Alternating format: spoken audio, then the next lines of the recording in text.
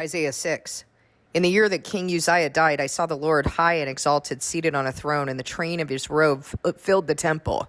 Above him were seraphim, each with 6 wings. With 2 wings they covered their faces, and 2 they covered their feet, and with 2 they were flying.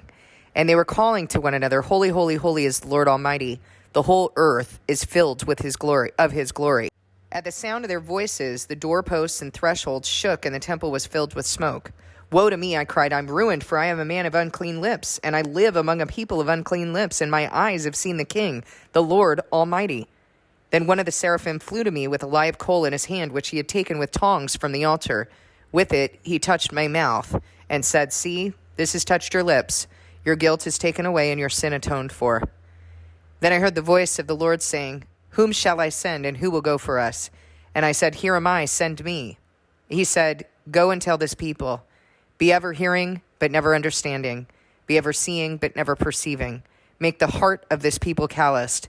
Make their ears dull and close their eyes. Otherwise they might see with their eyes, hear with their ears, and understand with their hearts, and turn and be healed. Then I said, For how long, Lord? And he answered, Until the cities lie ruined and without inhabitant, until the houses are left deserted and the fields ruined and ravaged, until the Lord has sent everyone far away and the land is utterly forsaken. And though a tenth remains in the land, it will again be laid waste. But as the terebinth and oak leave stumps when they are cut down, so the holy seed will be the stump in the land. Oh, that's interesting. Okay, so as a tenth remains in the land, that's very, very interesting. All right, so first of all, the first thing that strikes me is that God has said to me at different times, like he's helped me to understand at different times when he's moving on and moving on quickly. And there have been times where he has me hanging in there with a person or multiple people, giving mercy, really, sitting with them and waiting a little bit longer. And then there's a time where he'll shift and he'll say, move on and move on quickly. This is not a match. Oh my goodness, he's really putting it together for me right now and helping me to understand. There's a time when enough is enough for the Lord. I'm here to tell you that because he moves me in that way. And he shows me with clear eyes, and he'll show me in multiple spots where that's happening. So there is a time where he'll say, I'm moving on and I'm moving on quickly, or he'll tell me, move on and move on quickly. And he's done it to me multiple times. And he has also concurrently at that time told me that there's a hardening taking place, a hardening of heart, because he'll give a chance to a certain point, right? And so if you understand, like when he says in Revelation 3, you're lukewarm, you're neither hot nor cold. I wish you'd decide which one you're going to be. But if you remain that way, if you do not decide whether you're going to be hot or cold, I'm going to spit you out of my mouth. And so he'll give opportunity to people, and then it's done. At a certain point, he's done. And he tells me, move on and move on quickly. And a hardening takes place. Because why? Because otherwise they would turn to me and I would heal them. That's what he says. And he's done that to me several times. And I've talked about it on the channel. I've told you when he was telling me that. And you can see that what he's doing oh my goodness, he's so brilliant, the way he brings things together. Let me tell you something. He was crushing me last night and this morning, crushing me. So I knew that he was going to reveal some things today. And when he's doing that, you really got to hold on, and you got to know that he's crushing you. A lot of times he's crushing you in order to give you a new trust. He'll bring you low in order to give you more understanding, revelation, or a new trust, because you have to prove worthy for that trust. He's also been dealing with me on some areas where I need to tighten up my discipline.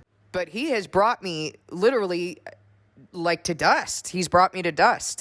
He wouldn't even let me sleep last night. Like he just kept bringing me into it. And as painful as it is, I look forward to seeing his glory, and I'm seeing it right now because he's putting those pieces together of what he has said. So let me explain to you that you have the church, right, of the end time. Then you got trumpet number 1 that says what?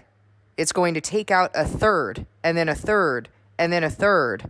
And that's what's going on in the trumpets. And he keeps shaving them down. And now what does he say? Although a tenth remains in the land, it will again be laid waste. And he's saying, harden this people. He's saying here, be ever hearing, Go and tell this people, be ever hearing but never understanding, be ever seeing but never perceiving. Make the heart of this people calloused. Make their ears dull and close their eyes. Otherwise they might see with their eyes and hear with their ears and understand with their heart and be healed. Turn and be healed. So that's what he just keeps doing that. And I've talked to you about that. I've told you it's not a physical death. What he's talking about in those trumpets, it is worse than a physical death. That's what he's doing. He's hardening. Do you see what he's doing?